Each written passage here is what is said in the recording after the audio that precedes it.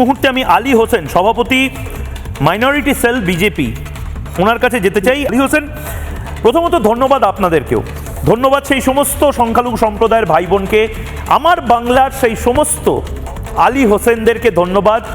আজকে বাংলা যেটা করে দেখালো সেটা গোটা দেশে কিন্তু একটা চমকপ্রদ জিনিস। আজকে সত্যি নামাজের দিন, আজকে পবিত্র জুম্মাবার, শুক্রবার আপনাদের অত্যন্ত পবিত্র একটি দিন। সেদিন কলকাতার কোনো রাস্তা বন্ধ করে নামাজ পড়া হলো না এবং মসজিদ কমিটি সাহায্য করলো। এটা সম্ভব হলো কি করে? দেখুন, এটা সম্ভব হয়েছে একমাত্র প্রশাসনিক সহযোগিতায়। মাননীয় মুখ্যমন্ত্রী আমাদের শুভেন্দু অধিকারী মহাশয় তিনি পরিষ্কার করে বলেছেন যে এতদিন যা হওয়ার হয়েছে, এখন আর নামাজ রাস্তার মধ্যে পড়া হবে না। আপনারা সকলেই জানেন ময়ূকবাবু যে এই নামাজটা, জুম্মার নামাজটা জুম্মাতেই হবে, এটা রাস্তায় হয় না।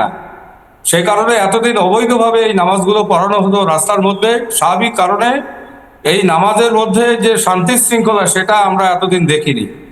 এবার সেটা সম্ভব হয়েছে। সেই জন্য মাননীয় মুখ্যমন্ত্রী শুভেন্দু অধিকারী মহাশয়কে আমি ধন্যবাদ জানাই, অভিনন্দন জানাই যে ওনার প্রচেষ্টায় আজকে নামাজটা জুম্মার মধ্যে পড়া হলো। আগামী কদিনের মধ্যে দেখবেন আমাদের মসজিদের মধ্যে। আলী হোসেন সাহেব, আমাকে যদি মাফ করবেন, আমার মানে এই ব্যাপারে একটু ইগনোরেন্স আছে। আমি জানতে চাই যে এই নামাজটা জুম্মার নামাজ জুম্মাতেই পড়া হয়, মানে মসজিদের ভেতরেই চার দেওয়ালের মধ্যেই পড়ার নির্দেশিকা আছে? হ্যাঁ,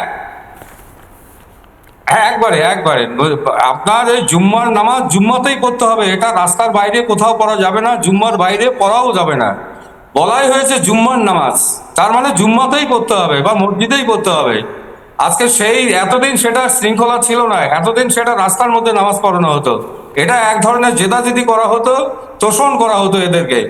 আমরা সেই জন্যই বলেছি যে সত্যি সত্যি মাননীয় শুভেন্দু অধিকারী মহাশয়, আমাদের রাজ্যের মুখ্যমন্ত্রী, তিনি যে ইসলাম ধর্মের যে নিয়ম কানুন আজকে সঠিক পথে চলছে, সেই লক্ষ্যে তিনি যে সহযোগিতা করেছেন, তার জন্য আমরা মুখ্যমন্ত্রীকে ধন্যবাদ জানাচ্ছি। পাশাপাশি আরেকটি কথা বলছি যে যেটা ঈদুজ্জোহা হবে, ঈদুজ্জোহাতে কেন্দ্র করে আমি আপনাদেরও বলতে চাই, ঈদুজ্জোহার নামাজও কিন্তু রাস্তার উপর পড়া হবে না।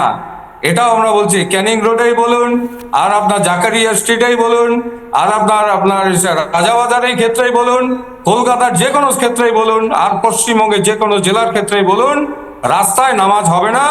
আমরা মন্ত্রী সাহেবকে, মৌলভী সাহেবকে, মসজিদের ইমামকে এবং মসজিদ কমিটির প্রধানকেও আমরা অনুরোধ করব, দয়া করে দেখবেন, প্রশাসনিক কাজে সহযোগিতা করবেন।